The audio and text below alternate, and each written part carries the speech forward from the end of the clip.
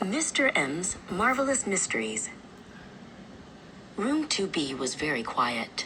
Ms. Bloom's desk was empty, and her colorful pens were all lined up in a row. Suddenly, the door creaked open. In walked a man with a kind, imaginative spirit and silver gray hair that caught the morning light. He wore thick glasses and had a long gray beard and mustache. He set down a bright blue backpack and looked at the class. "Good morning," he said. "I am Mr. M." Maya raised her hand high. "Where's Miss Bloom?" she asked. "Mr." M leaned against the chalkboard and lowered his voice to a conspiratorial whisper.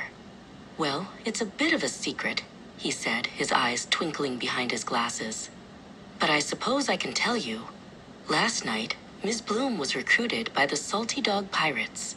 They needed someone who could spell treasure and scallywag correctly.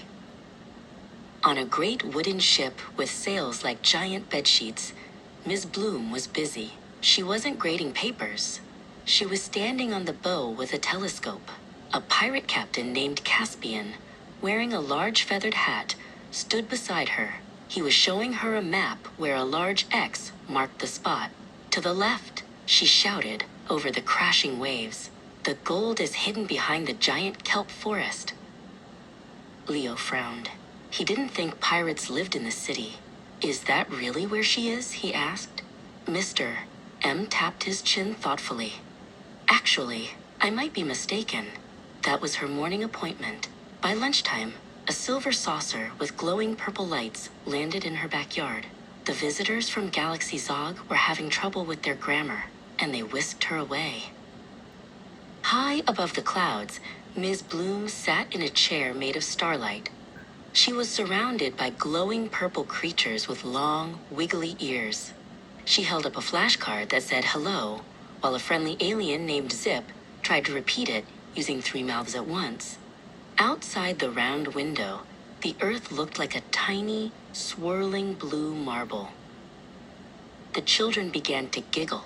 "Space is too far away," Maya cried. "She'd never get back in time for lunch." Leo nodded in agreement. "Yeah, and she doesn't even have a spacesuit." Mr. M chuckled, a cheerful sound that crinkled the corners of his eyes. "You're right. Perhaps she didn't stay in space. She probably had to leave for her deep-sea expedition." Deep under the ocean, where the light is dim and green, Miss Bloom was inside a bubble-topped submarine hunting for lost treasures. A giant squid with eyes as big as dinner plates floated past, waving a tentacle in greeting. Miss Bloom waved back, holding a waterproof camera to take pictures of the glowing jellyfish that danced like underwater lanterns. But then, Mr. M continued, pacing the room with a spring in his step. The Amazon jungle called. A rare golden parrot had lost its way in the depths of the rainforest, and only Miss Bloom knew the ancient song to lead it home.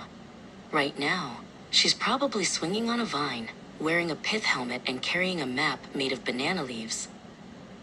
Deep in the green heart of the Amazon, Ms. Bloom waded through giant ferns. High above, the canopy was so thick it looked like a ceiling of emeralds. She whistled a soft, lilting tune. Suddenly, a flash of yellow light appeared. A vibrant golden parrot with shimmering feathers fluttered down, landing right on her shoulder to listen to her song. The school bell rang, echoing through the halls. "Will she be back tomorrow?" Leo asked as he packed his bag. Mr. M adjusted his glasses and picked up his blue backpack. "Adventure is a very busy business," he said with a wink. "But I have a feeling she's missed your questions almost as much as you've missed her."